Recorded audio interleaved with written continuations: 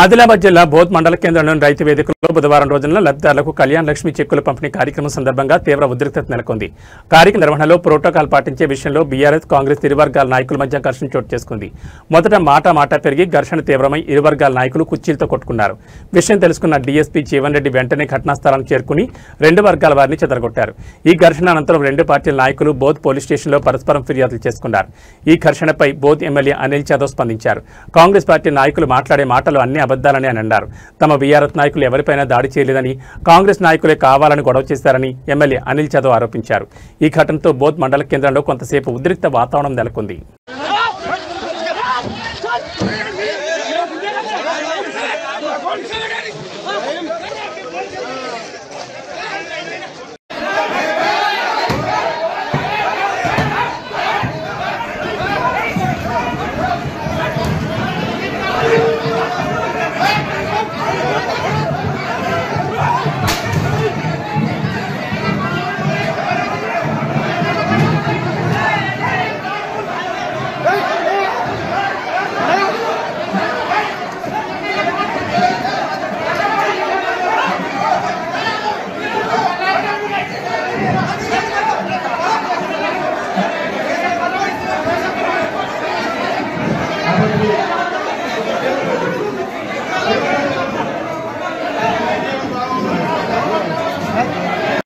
ఈరోజు